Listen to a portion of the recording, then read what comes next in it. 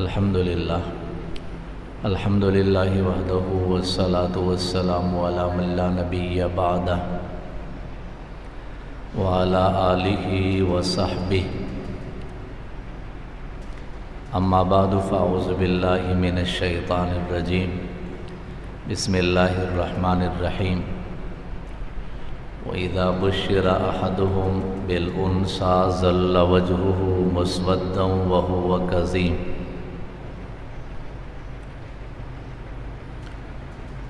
قال اللہ تعالی فی مقام آخر یہب لمن یشاء اناثا ویہب لمن یشاء الذکور او یزوجہم ذکرانا واناثا ویجعل من یشاء عقیما صدق اللہ مولانا العظیم وبلغنا رسوله النبی الأمی الکریم ونحن على ذلك لمن الشاہدین والشاکرین والحمد للہ رب العالمین اللہم صلی علی سیدنا و مولانا محمد وعلى آل سیدنا و مولانا محمد وبارک وسلم تسلیما اللہم صلی علی محمد فی اول کلامنا اللہم صلی علی محمد فی اوسط کلامنا اللہم صلی علی محمد فی آخر کلامنا رب زدنی علما رب زدنی عملا سبحانک لا علم لنا الا ما علمتنا انک انت العلیم الحکیم گرامی قدر سامعین،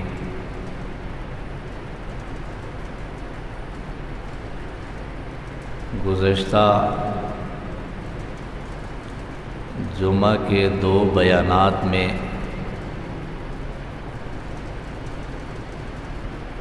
واقعہ معراج کے حوالے سے گفتگو اور بیان کا سلسلہ آپ کے سامنے رہا ہے، اور سفر معراج میں اللہ رب العزت نے ایک اہم ترین حکم نماز کی صورت میں اہل اسلام پہ فرض فرمایا ہے، اور میں نے گزشتہ جمعہ میں کہا تھا کہ آئندہ جمعہ کے بیان میں نماز کی اہمیت و فضائل کے حوالے سے گفتگو ہوگی، لیکن چونکہ اسی ہفتے میں ایک تو 8 مارچ کا دن گزرا ہے، جس میں خواتین کے حقوق کے نام پر اور خواتین کی آزادی کے نام پر بے حیائی کو فروغ دینے کی کوشش کی گئی، اور یہ ہر سال یہ سلسلہ چلتا ہے، اور اسی طرح اسی ہفتے کے درمیان ایک اور صفاقانہ واقعہ پیش آیا کہ جس میں ایک شخص اپنی 7 دن کی بیٹی کو گولیوں سے چھلنی کر دیا، اور بیٹی سے نفرت اس قدر کہ جی بیٹی پیدا ہو گئی اور 7 دن کے اندر ہی اسے گولی مار کے اس بچی کا خاتمہ کر دیا، جو یقیناً ظلم و جبر سفاکیت کی انتہا ہے۔ تو اس لیے آج میں نے مناسب سمجھا کہ آج آپ کے سامنے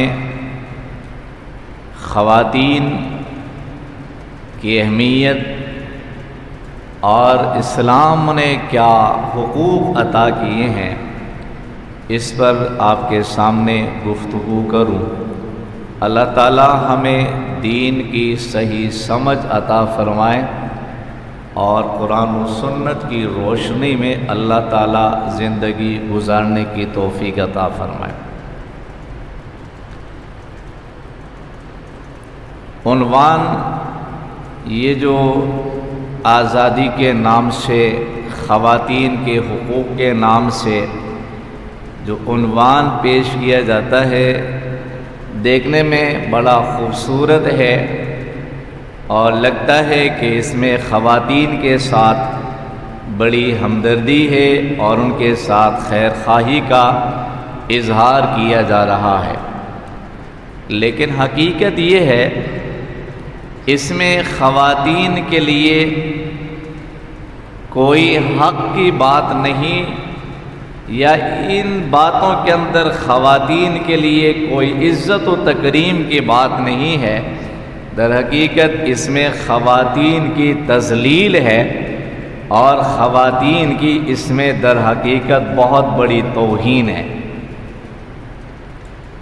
اور یہ کہا جاتا ہے کہ اسلام نے خواتین کو حق نہیں دیا ہے، خواتین کے ساتھ اسلام نے ظلم کیا ہے، انہیں گھر کے اندر قید کر کے رکھا ہے، بند کر کے رکھا ہے، کوئی حق نہیں دیا ہے، جبکہ حقیقت اس کے بالکل برعکس ہے کہ جو حق یا جو احترام اور عزت خاتون کو اسلام نے دیا ہے، دنیا میں کسی اور نے ایسا احترام اور حق خاتون کو نہیں دیا ہے۔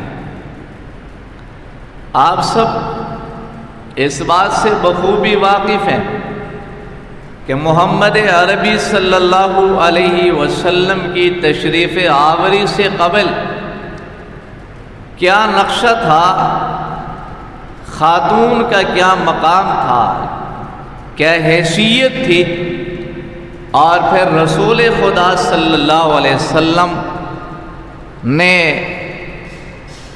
خاتون کو کیا مقام دیا ہے۔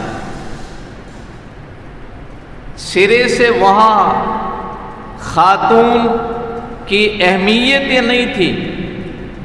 اہمیت کیا ہوگی؟ عرب کے بعض قبائل کے اندر تو خاتون کو جینے کا حق بھی حاصل نہیں تھا، زندگی گزارنے کا، جینے کا حق بھی حاصل نہیں تھا۔ اس قدر خاتون کے ساتھ نفرت تھی کہ ابھی بچی دنیا میں آئی، پیدائش ہو گئی، اور اسی وقت یہ فیصلہ کرتے تھے کہ اس بچی کو زندہ زمین میں دفن کرنا ہے۔ یہ کوئی کہانی نہیں ہے، یہ سنی سنائی بات نہیں ہے، اس معاشرے کی حقیقت کو اور اس بات کی حقیقت کو خود قرآن کریم نے بیان کیا ہے۔ وَإِذَا بُشِّرَ أَحَدُهُمْ بِالْأُنثَىٰ ظَلَّ وَجْهُهُ مُسْوَدًّا وَهُوَ كَظِيمٌ، کہ صورتحال ایسی تھی کہ جب کسی کو بتایا جاتا، خوشخبری دی جاتی کہ جناب آپ کے گھر میں بیٹی آئی ہے، آپ کے گھر میں بچی کی پیدائش ہوئی ہے، ظَلَّ وَجْهُهُ مُسْوَدًّا وَهُوَ كَظِيمٌ، سارا دن اس کا چہرہ سیاہ رہتا کہ جی میرے گھر میں بیٹی کی پیدائش ہو گئی، میں لوگوں کو کیا منہ دکھاؤں گا، لوگوں کا سامنا کیسے کروں گا؟ پھر گھر میں داماد آئے گا، یہ بیٹی میرے گھر میں آئی ہے، وَهُوَ كَظِيمٌ، اور اس غم کو اپنے دل میں رکھتے ہوئے وہ کرب کی کیفیت میں مبتلا ہوتا تھا۔ يَتَوَارَى مِنَ الْقَوْمِ، لوگوں سے چھپتا پھرتا تھا۔ ام يَدُسُّهُ فِي التُّرَابِ، یا اس بچی کو اٹھا کر مٹی کے اندر دفن کر دیتا تھا۔ یہ منظر عرب کے 22 قبائل کے اندر تھا اور حقیقت کی صورت میں تھا، اور اس کی مثالیں تاریخ و سیرت کی کتابوں کے اندر موجود ہیں۔ جہاں قرآن کریم نے وہاں کا نقشہ ہمیں بتایا، وہی اس کی مثالیں بھی موجود ہیں۔ میں آج ایک پڑھ رہا تھا، ایک واقعہ عرب کے شعراء کے اندر ایک نام ہے فرزدق کے نام سے، ان کے دادا نے اپنا واقعہ بیان کیا ہے کہ میں اپنے اونٹ کی تلاش میں چلا، اونٹ میرا گم ہو گیا تھا، چلتے ہوئے میں ایک جنگل میں پہنچا، رات کا اندھیرا چھا گیا تھا، مجھے ایک خیمہ نظر آ گیا، میں خیمے میں داخل ہوا، ایک صاحب بیٹھا ہوا تھا، میں نے جا کر پوچھا کہ اس رات کی تاریکی میں یہاں خیمہ نصب کر کے کیا کر رہا؟ میں اپنے اونٹ کی تلاش میں پھر رہا ہوں۔ اس نے کہا کہ خیمے کے اندر دوسری جگہ پر میری اہلیہ ہے اور بچہ یا بچی کے پیدا ہونے کی امید ہے، اس جنگل میں اس لیے آئے ہیں کہ اگر بچہ ہو گیا اپنے ساتھ لے کر شہر میں جائیں گے، اور اگر بچی پیدا ہو گئی تو یہی پر اس جنگل میں اس کو دفن کر کے جائیں گے۔ یہ منظر تھا۔ اور پھر اس شخص نے اپنی گھر والی کو آواز دے کر کہا کہ دیکھ لینا، اگر بچہ ہو جائے مجھے اطلاع دے دینا، بتا دے دینا، اور اگر بچی پیدا ہو جائے میرے سامنے کی لانے ضرورت نہیں ہے، اس کو پیچھے لے جا کے زمین میں دفن کر کے آ جانا۔ فرزدق کا دادا کہتا ہے جب تھوڑی دیر کے بعد خاتون نے بتایا کہ بیٹی پیدا ہو گئی ہے، ادھر شاعر فرزدق کے دادا نے کہا کہ دفن کر دینا، تو اس نے کہا میرے دل میں خیال آیا، میرے دل میں خیال آیا اور میں نے اس شخص سے کہا کہ اس کو دفن کیوں کر رہا؟ آپ ایسا کر لے، یہ بچی مجھے دے دے، میں اس کے بدلے میں آپ کو ایک اونٹ دے دوں گا۔ وہ اس پر تیار ہو گئے اور میں اس بچی کو اپنے گھر میں لایا، انہیں اونٹ دے دیا، میں نے پالا۔ پھر ان کا کہنا یہ، پھر میں ان قبائل میں جا جا کر پتہ کر لیتا تھا کہ جہاں جہاں بیٹی پیدا ہوتی تھی میں ان سے کہتا تھا کہ دفن نہیں کرنا، زندہ درگور نہیں کرنا، بلکہ بیٹی میرے حوالے کر دے دینا، میں تمہیں اونٹ دے دوں گا۔ فرزدق کا دادا کہتا ہے میں نے یہ سلسلہ جاری رکھا، اور جب نبوت دنیا میں تشریف لائے، اللہ کے رسول کو اللہ نے اپنا آخری نبی بنا کر بھیجا، تو پھر دیکھا میرے گھر میں 300 بچیاں ہو گئی تھی جنہیں میں نے زندہ درگور ہونے سے بچا لیا تھا۔ یہ حقیقت تھی۔ ایسے قبائل موجود تھے کہ جہاں بیٹی کو جینے کا حق حاصل نہیں تھا۔ کیوں؟ اس لیے کہ وہاں پر حکومت ابو جہل کی تھی، قانون ابو جہل کا چلتا تھا، اور ظلم کا قانون تھا، جبر کا قانون تھا کہ بیٹی کو زندہ رہنے کا حق حاصل نہیں ہے، اور اگر کہیں کسی قبیلے کے اندر بیٹی زندہ رہ جاتی پھر میراث میں اسے حق حاصل نہیں ہے۔ کیوں؟ وہ لڑ نہیں سکتی ہے، مردوں کی طرح کام نہیں کر سکتی، لہذا میراث میں کوئی حق حاصل نہیں ہے۔ تو یہ عورتوں کے حقوق کی پامالی کا دور تھا۔ اور پھر اگر کسی نے عورت کو حق عطا کیا ہے تو وہ محمد الرسول اللہ صلی اللہ علیہ وسلم نے اور دین اسلام نے عطا کیا ہے۔ اللہ کے رسول دنیا میں آ کر اعلان کیا ہے کہ کسی کو اپنی بیٹی کی جان سے کھیلنے کی اجازت نہیں ہے، بلکہ میرے نبی نے اعلان کیا کہ کسی کی اگر 2 بیٹیاں پیدا ہو جاتی ہیں اور وہ اپنی ان بیٹیوں کی پرورش کرتا ہے اور انہیں پالتا ہے اور انہیں تعلیم دلاتا ہے، پھر اچھی جگہ ان کی شادیاں کرتا ہے۔ محمد کریم نے اعلان کیا قیامت کے دن یہ شخص میرے ساتھ یوں آئے گا، فرمایا جیسے یہ دو انگلیاں ملی ہوئی ہیں اس شخص کا میرے ساتھ حشر ہوگا، وہ میرے ساتھ آئے گا۔ یہ سلسلہ روکنے والا، عورتوں کو قتل عام سے بچانے والا، عورتوں کو زندگی عطا کرنے والا، جینے کا حق دینے والا اگر کوئی مذہب ہے تو وہ دین اسلام کی صورت میں اللہ نے ہمیں دیا ہے۔ اور یہ کہنا کہ جی اسلام نے حق غصب کیا ہے، اسلام نے حقوق کو پامال کیا ہے، اسلام نے پامال نہیں کیا ہے، حق دیا ہے۔ اللہ کے رسول صلی اللہ علیہ وسلم کے سامنے آ کر ایک شخص خود ہی کہہ رہا ہے کہ اللہ کے رسول میں نے بہت بڑا گناہ کیا ہے جاہلیت کے زمانے میں، جب اسلام نہیں آیا تھا، ابھی اس نے نبی کا کلمہ پڑھا تھا، اس کو پتہ چل گیا تھا کہ عورت کی اہمیت کیا ہے، بیٹی کی اہمیت کیا ہے۔ رسول خدا کے سامنے آ کر کہتا ہے یا رسول اللہ میں نے بہت بڑا ظلم کیا ہے۔ میرے نبی نے پوچھا کیا کیا تو نے؟ اس نے کہا یا رسول اللہ ابو جہل کی حکمرانی میں ہم زندگی گزارتے تھے، بیٹیوں کو جینے کا حق نہیں تھا ہمارے قبیلے کے اندر، بیٹی پیدا ہو گئی اور ہم نے اس کو چھپا کے رکھا، جوان ہونے لگی، لیکن یہ بات پہنچ گئی ابو جہل تک، میرے پاس آرڈر آ گیا کہ زندہ دفن کرنا ہے۔ میری اپنی جوان ہونے والی چلنے پھرنے والی بیٹی کو اٹھا کر ان قبر کھود کے اس کے اندر دفن کر دیا۔ اللہ کے رسول وہ بیٹی روتی رہی لیکن میں نے اس کے رونے کی کوئی پرواہ نہیں کی اور میں نے اس بیٹی کو زندہ دفن کر دیا، اور کئی روز تک بیٹی خواب میں آتی رہی اور مجھے کہتی رہی کہ ابا قیامت کا دن ہوگا، محمد الرسول اللہ کی عدالت ہوگی، تمہارا گریبان ہوگا، میرا ہاتھ ہوگا۔ اللہ کے رسول میں نے اتنا بڑا گناہ کیا ہے، لیکن پوچھنا یہ ہے کیا میرا یہ گناہ معاف ہو سکتا ہے؟ کیا میری بخشش ہو سکتی ہے؟ کیا اللہ مجھے معاف کر دے گا؟ رسول خدا نے یہ واقعہ سنا، آپ کی آنکھوں میں آنسو آ گئے ہیں۔ اللہ کے رسول نے فرمایا یقیناً تو نے بڑا ظلم کیا ہے، تو نے بڑا جبر کیا ہے، تو نے بڑا گناہ کیا ہے، لیکن میں محمد الرسول اللہ اللہ کا آخری پیغمبر رحمت کا پیغام لے کر کے آیا ہوں۔ یہاں پر ہر گناہ معاف ہے لیکن شرک معاف نہیں ہے، شرک کے علاوہ سارے گناہ معاف ہو جائیں گے، لیکن ساتھ ساتھ میں یہ اعلان بھی کر رہا کہ آج کے بعد جس کے ہاں بیٹی پیدا ہو جائے، ایک ہو جائے، دو ہو جائے، وہ اپنی بیٹیوں کو رحمت سمجھ لے، ان کی پرورش کر لے، ان کی تربیت کر لے، انہیں تعلیم دلائے، مناسب جگہ پہ رشتہ شادی کا انتظام کرے، وہ شخص قیامت کے دن میرے ساتھ ہی آئے گا۔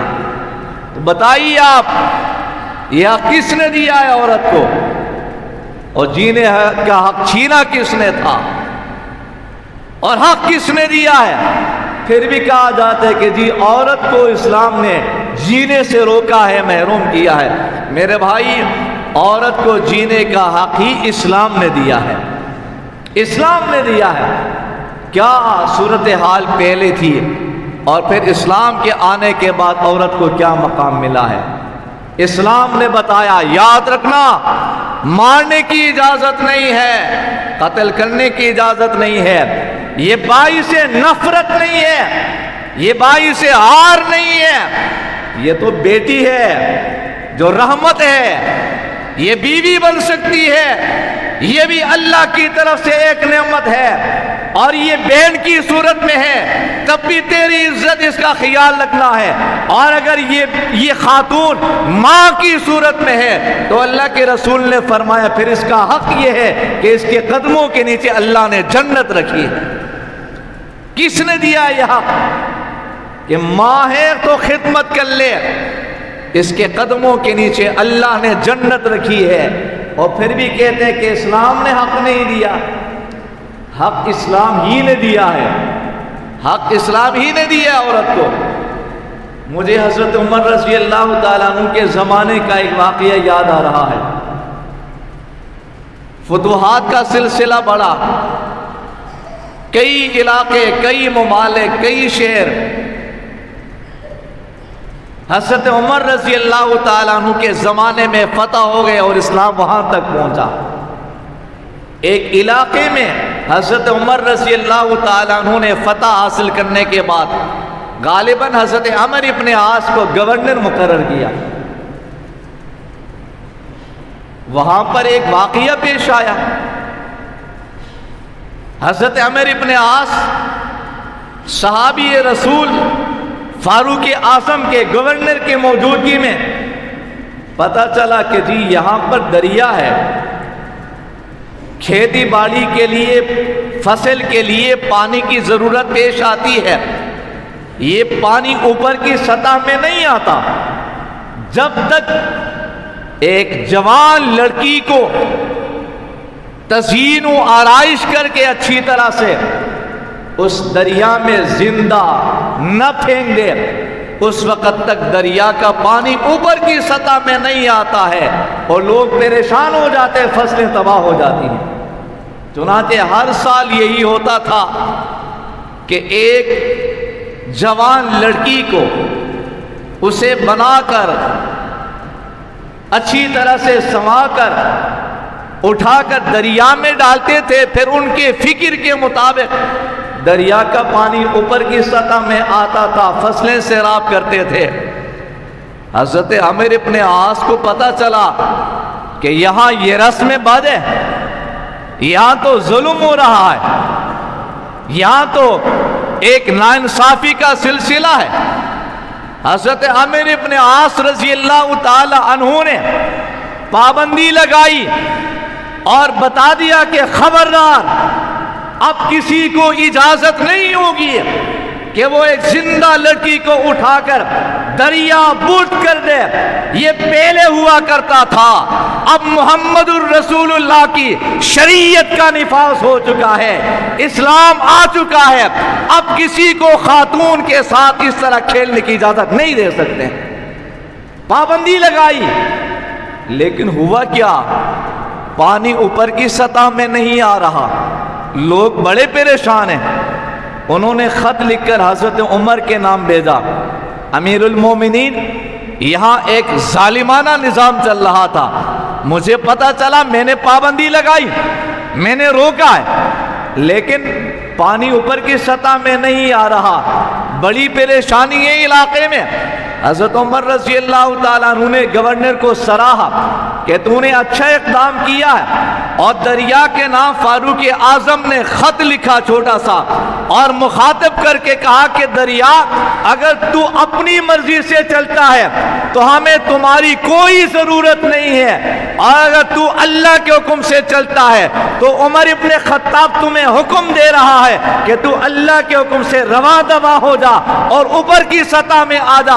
فاروق اعظم کی طرف سے لکھا جانے والا چٹ اٹھا کر دریا میں ڈال دیا گیا، پانی بہنا شروع ہو گیا ہے، اور الحمدللہ اس کے بعد سے یہ رسم بد کا سلسلہ ختم ہو گیا، ورنہ ہر سال ایک جوان لڑکی کو اٹھا کر دریا بوٹ کیا کرتے تھے۔ تو یہ جینے کا حق دینے والا اگر کوئی ہے تو وہ دین اسلام کی صورت میں ہے، لیکن ایسے واقعات اگر کہیں جنم لیتے ہیں، کئی ایسے واقعات جنم لیتے ہیں تو ان واقعات کا اسلام سے کوئی تعلق نہیں ہے۔ یہ صفاقانہ عمل جو میان والی پنجاب میں پیش آیا، 7 دن کی بیٹی ہے، 7 دن کی، اس پر گولیوں کے 4-5 فائر کر کے باپ قتل کر رہا کہ میرے گھر میں بیٹی آ گئی ہے۔ اس نے تو ابو جہل کی یاد کو تازہ کیا ہے۔ ایسے ابو جہل ہر دور میں ہوا کرتے ہیں، ہر دور میں ہوتے ہیں۔ جیسے وہاں ابو جہل نے عورتوں کو جینے کا حق نہیں دیا تھا، یہاں پر بھی ایسے ان کی نسلیں موجود ہیں۔ ہر باطل کا کوئی نہ کوئی وارث ہوتا ہے، ابو جہل کے وارث بھی موجود ہیں۔ اور جیسے وہاں عبداللہ ابن سبا کی صورت میں ایک منافق آیا تھا جو پیغمبر کا بھی دشمن تھا، آپ کی ازواج کا بھی دشمن تھا، آپ کے صحابہ کا بھی دشمن تھا، عبداللہ ابن سبا کے وارث بھی موجود ہیں، اور ابو جہل کے وارث بھی دنیا کے اندر موجود ہیں۔ یہ ابو جہل کے وارث ہیں۔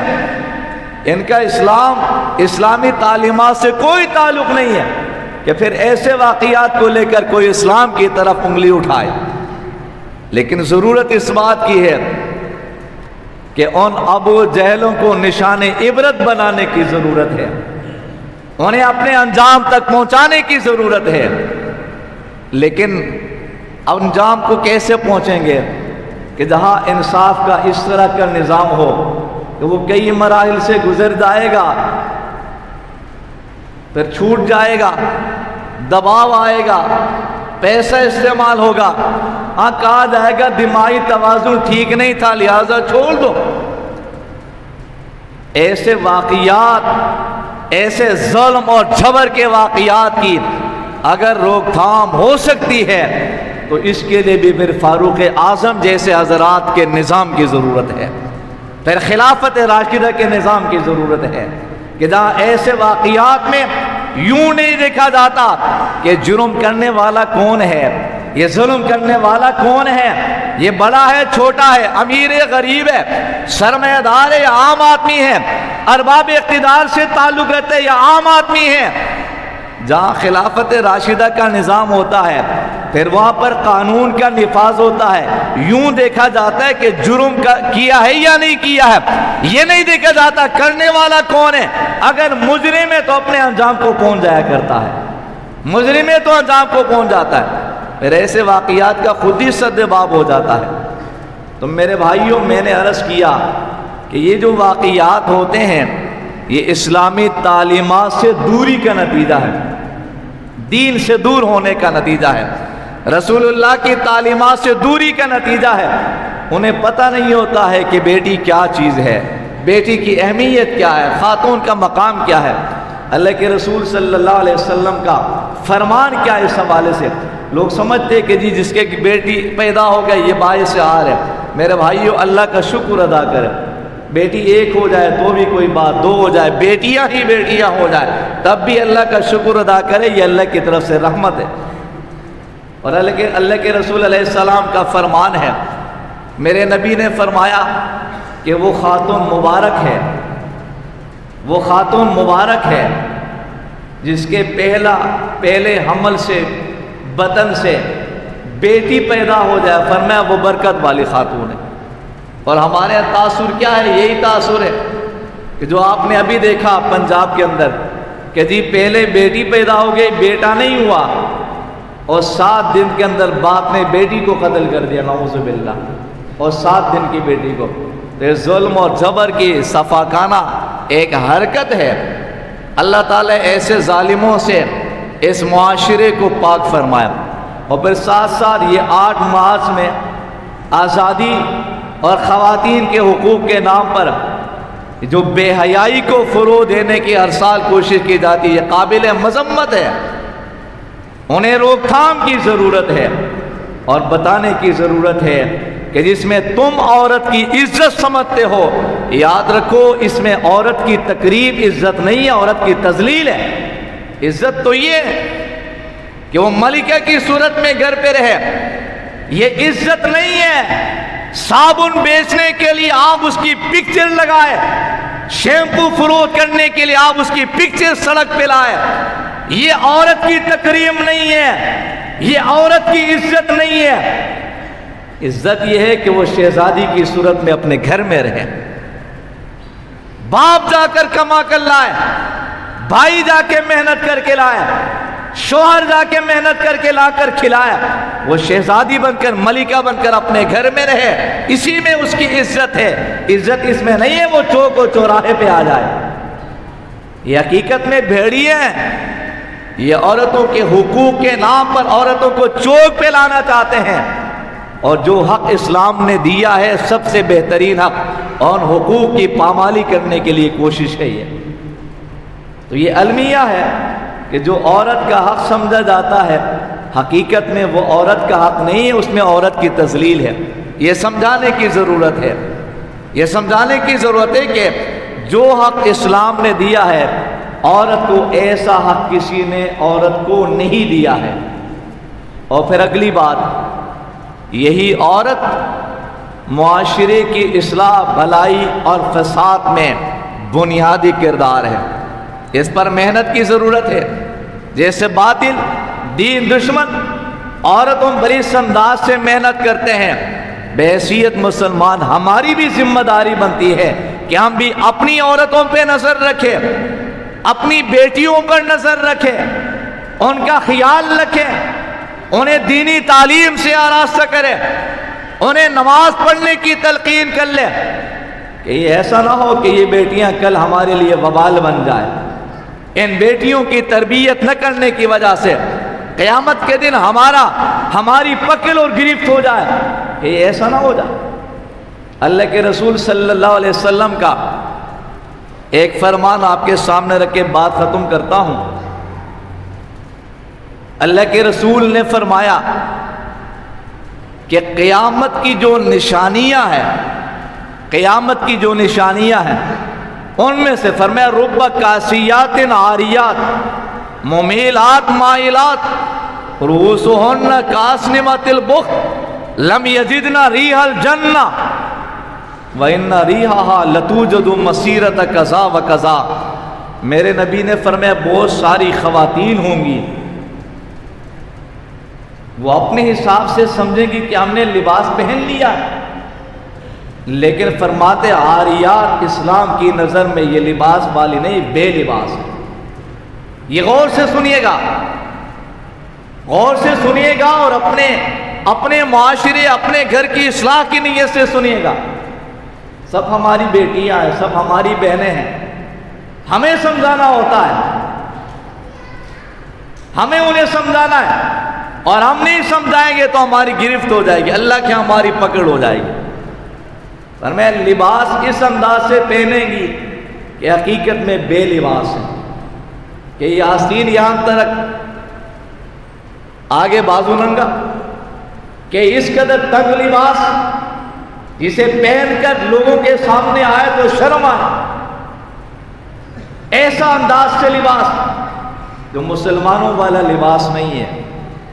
نمبر 2، ایک تو یہ مسئلہ ہے لباس کا مسئلہ۔ نمبر 2، رؤوسہن کاسنمۃ البخت، لباس بھی ایسا، پھر بالوں کا فیشن بھی ایسا جیسے اونٹ کا کوہان ہے، اس انداز سے بنا کے۔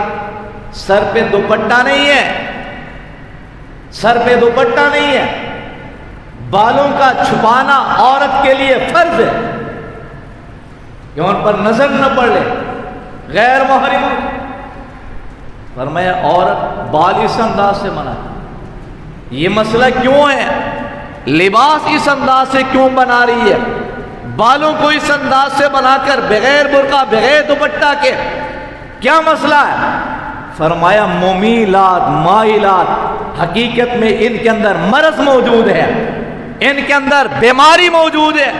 کیا بیماری ہے؟ ممیلات مائلات، خود دوسروں کی طرف مائل ہونا اور دوسروں کو اپنی طرف مائل کرنا، یہی مقصد ہوتا ہے، اس لیے وہ اس انداز سے لباس پہنتی ہیں۔ اور اگلی بات، کتنی بڑی وعید کی بات میں سنا رہا ہوں، اور میں اپنی بات نہیں مسلم کی حدیث سنا رہا ہوں، مشکات میں بھی موجود ہے، اور اچھی طرح سن کر جائیے۔ فرمایا لم یجدن ریح الجنہ وَإِنَّ رِیحَهَا لَتُوجَدُ مَسِیرَةَ کذا و کذا۔ ایسی خواتین جنت میں جانا تو دور کی بات ہے، میرے نبی نے فرمایا ایسی خواتین جنت کی خوشبو بھی نہیں پا سکتی۔ وَإِنَّ رِیحَهَا لَتُوجَدُ مَسِیرَةَ کذا و کذا، جنت کی خوشبو یہاں کی خوشبو کی طرح نہیں ہے۔ ایک روایت میں آتا ہے 500 سال کی مسافت سے آتی ہے، ایک روایت میں آتا ہے 100 سال کی مسافت سے آتی ہے۔ اتنی شاندار خوشبو جو 500 سال کی مسافت سے آتی ہے، لیکن فرمایا ایسی خواتین جنت کی خوشبو سے بھی محروم ہیں۔ کیا ہم چاہتے کہ ہماری خواتین بھی جہنم میں جائیں؟ یقیناً ہم میں سے کوئی بھی نہیں چاہتا ہے۔